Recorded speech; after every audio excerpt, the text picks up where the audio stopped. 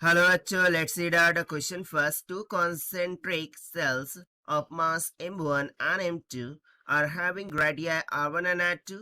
Which of the following is the correct expression for the gravitational field on a mass m? So यहाँ पर देखिए हमें दो concentric cell दे रखे हैं.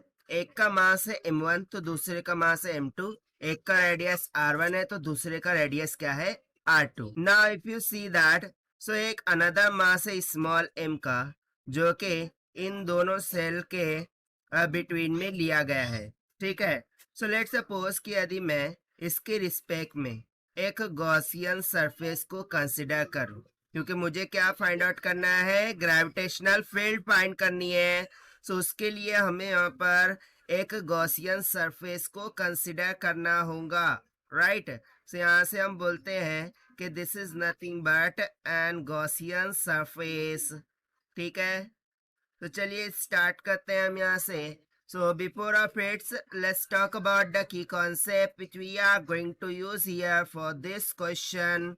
So यहाँ पर हम concept लगाएंगे Gauss law for gravitation का. So according to Gauss law for gravitation, what we know that is Gauss law के gravitation से हमें पता चलता है कि closed loop integration of the gravitational bar dot the dA vector, this is nothing but is equals to minus of 4 pi into g into mass enclosed. So यहाँ पर capital G क्या है, ग्रेविटेशनल कांस्टेंट है.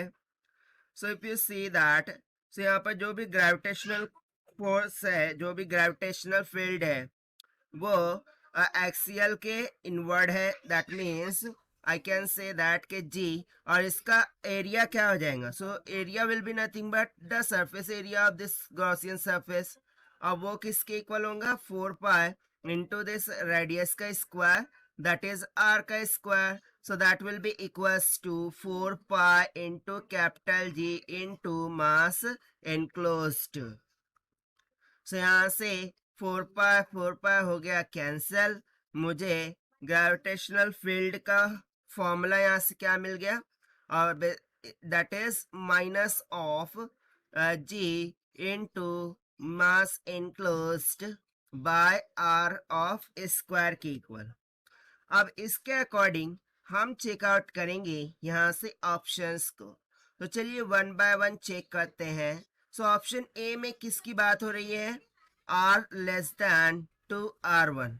ठीक है, R less than two R one. यदि R less than two R one होगा so उस टाइम पर तो मास इनक्लोज्ड जीरो हो जाएगा, क्योंकि Gaussian surface out of this R one है. और यदि ये जीरो हो जाए सो फील्ड भी क्या हो जाएंगे, zero. That is why option A is incorrect. Option B देखते हैं. सो उसमें R less than two R two की बात हो रही है. ठीक है ना, R less than two R two. So उस टाइम पर mass enclosed will become equals to what, that is m2. So इस टाइम पर ग्रेविटेशनल फील्ड क्या हो जाएंगी, माइनस का G into m2 divided by R का स्क्वायर हो जाएगा. सो क्या ये मैच हो रहा है, नहीं. That is why option B भी यहाँ से रॉन्ग हो गया.